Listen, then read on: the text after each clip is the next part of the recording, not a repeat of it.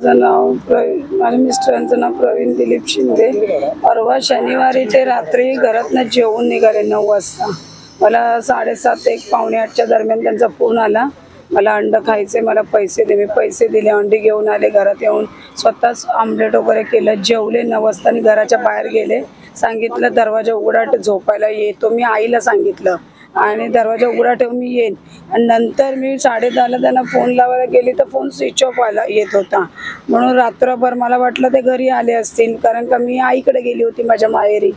आणि मला वाटलं आले म्हणून मी 10:30ला एकदा ट्राय करून बघितलं तर फोन स्विच ऑफ आला। म्हणून सकाळी परत माझ्या मुलीने मला फोन केला की पप्पा आलेत का ग तिकडे? तर मी बोलली नाही आले म्हणून। मला मग भीती वाटायला लागली, म्हणून मग मी घरी गेली। परत विचारलं सासूला, काय तुमचं भांडण वगैरे झाले होते का? माझी सासू बोलली नाही, भांडण वगैरे काहीच नाही झालं। मला बोलला मी झोपायला येतो 15-20 मिनिटांमध्ये फिरून। नंतर आम्ही दुसऱ्या दिवशी शोध सगळीकडे शोधलं, त्या साईडवरती गेलो, तिथे मी बघितलं, तिथे पण मला काय भेटलं। नंतर मग मी तळोजा पोलीस स्टेशनला मिसिंगची केस केली। मिसिंगची केस करून घरी आल्याने अर्ध्या तासाने मला फोन आला की त्या साईडवरती एक मृत्यूदेह सापडलाय, तर तुम्ही ओळखायला या।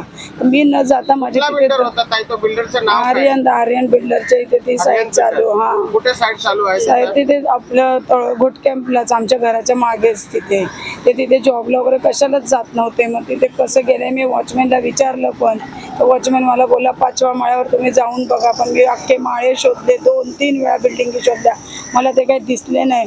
आणि आता जे मृत्यूदेह सापडलाय तो लिफ्टची जो चौकोन असतो त्या चौकोनमध्ये, तिथनं कसं गेले म्हणजे जायला चान्स नाही। आणि पोलीस कमिशनरला काय मागणी करणार? मला न्याय पाहिजे, माझ्या मला न्याय पाहिजे, मला न्याय पाहिजे। माझे लेकरं आहेत 2 लहान, मला न्याय पाहिजे।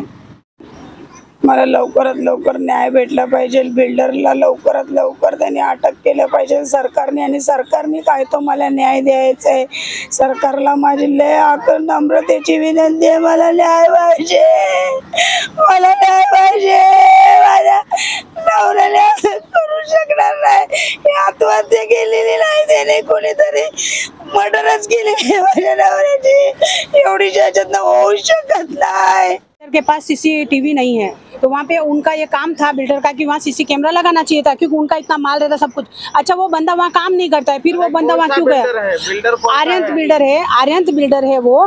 तो अगर अशोक जंजाड़े क्या, तो वो बिल्डर इतना बड़ा बिल्डर है, उसके इतने यहाँ पे बिल्डिंग बना है, नामचीन बिल्डर है, कोई छोटा बिल्डर नहीं है वो। तो उनका ये काम था कि वहाँ सीसीटीवी होना चाहिए था। अच्छा, उनका मिस्टर भी वहाँ काम नहीं करता था कि चलो वो काम से गया हो, गिर गया हो, वो भी नहीं है, क्योंकि वो तो वहाँ काम भी नहीं करता था। फिर वो बंदा वहाँ गया क्यों?